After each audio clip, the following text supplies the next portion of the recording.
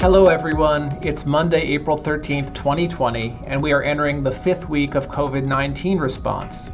I hope each of you had a restful weekend, and for those who observe, a fulfilling Easter or Passover celebration. Our video updates are part of a strategy for staying in touch across our VTC School of Medicine community. In the past week, we initiated our first in a series of town hall meetings. Each class of the medical school will have its own town hall with me and our curriculum leaders each month to discuss updates on curriculum planning and answer questions. In addition, we have created a task force featuring elected student leaders from each class to assist with planning the curriculum for next year. It will be a unique year as we aim to help all of our students fulfill the clinical learning requirements and assessments that were delayed from this year. Last Monday's video update featured 3 of our faculty who are serving as community helpers, either by serving COVID-19 patients or those suspected of having the virus, or by adapting their workflow to continue to serve patients through virtual telehealth appointments. Today we will hear from 2 residents, Dr. Kennedy from Internal Medicine and Dr. Nguyen from OBGYN. They will share how working on the front lines of healthcare has impacted their work and learning. In addition, we will hear from 2 of our third-year medical students who, with other students, have mobilized a COVID-19 response force. Hello, my name is Katie Kennedy, and I'm a third-year internal medicine resident currently working on 8 South and 8 South Radius. These are both closed isolation units currently working with patients who have COVID-19 or who are suspected of having COVID-19. There have been a lot of changes recently, such as our morning report has been changed to an online didactic form. Also, the way that we round on patients in the morning has changed. So to reduce the amount of PPE we use along with potential exposures, we don't round in large groups at bedside. We typically round individually now. Another thing that's been more difficult to imagine for each of us is that we have to wear a lot of PPE now. So we have goggles and face masks along with gloves and gown, and this has definitely made connecting with the patient a little bit more difficult. Another thing that's been difficult for the patients has been, not being able to have their family members at bedside. So we have made sure to call family members much more often to update them on what's going on. One thing that's been a real positive is seeing how the residents interact with each other and how the residents have been willing to step up and help one another anytime that's needed. So that's been a real positive aspect. Hi everybody, my name is Han Nguyen and I'm one of the OBGYN residents. I've been asked to say a few things in the wake of this COVID-19 pandemic, but first off, I hope that everyone is staying safe and finding creative ways to socially distance for the greater good. I know this is a scary, uncharted time, but my experiences thus far has taught me to never underestimate a community's strength and perseverance. I've noticed that although we are physically isolating, we are finding amazing ways to support each other. Our patients have been completely understanding of our visitor limitations, our rescheduling of their surgeries or office visits. They've even asked how we are holding up from a provider standpoint, which has been much appreciated during these hard times. I've been trying to decrease my pandemic footprint by not going to cases that already have the correct amount of coverage. And by doing this, I hope to serve 2 purposes. One is to decrease patient exposure to providers and provider exposure to patients. And second is to try to conserve PPE for when we critically need it.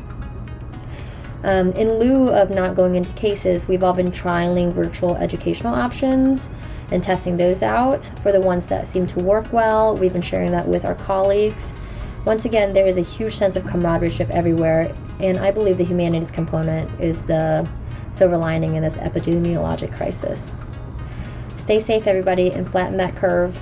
Hi, my name is Grace, and I'm a third-year medical student who's been working with other medical students, Vaish, Manavi, Aisha, and Dakota, to start a Southwest Virginia COVID response force. We've been taking a grassroots approach to responding to this crisis by mobilizing volunteers and donations for supplies in our community. We've been encouraging volunteers to work with the Virginia Department of Health Medical Reserve Corps at their call center and at their testing locations. We can also contribute to their epidemiology investigations.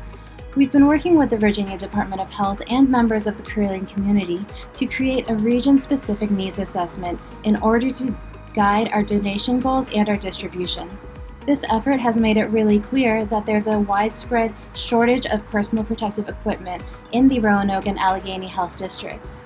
we feel that starting this organization is the very least we could do in order to try to mitigate the situation and give back to the community. I'm Manavi, and I'm also a third-year medical student involved with COVID response in the region. My specific role on the Southwest Virginia COVID Response Force has centered around the collection and distribution of personal protective equipment in the Roanoke Valley region. Our first approach was to contact local businesses and solicit donations of personal protective equipment from them.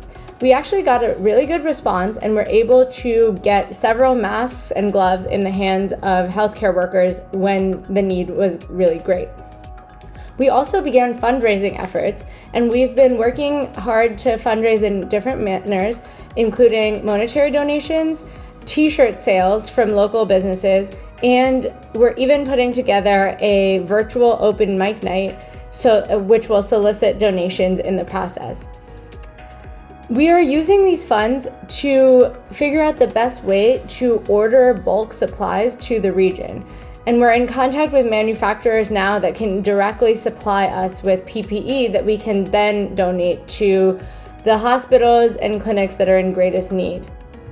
We've also been working with VT Engineering to try to figure out how medical students can be of assistance in the manufacturing of masks and face shields that their group is working on.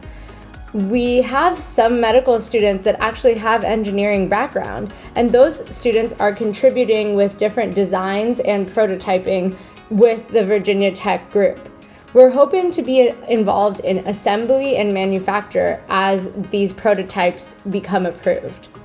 What you can do to support us now, you can email Southwest Virginia COVID Response to donate to us. You can also purchase t-shirts or participate in our open mic night, and we would love your support in the process. Thank you so much. Thanks to our residents on the front lines and to our students who are doing what they can to support local efforts while also keeping themselves and the community safe.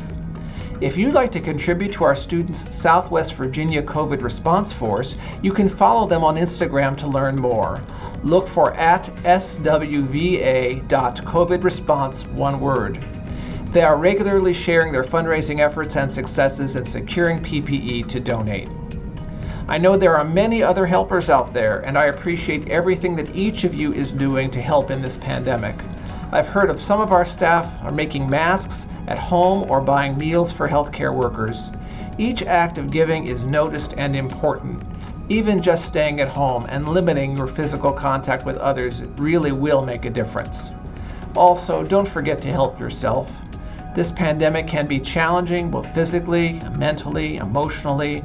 Please make sure to fill your cup before you try to fill others. Thanks for all that you are doing. Stay safe and well.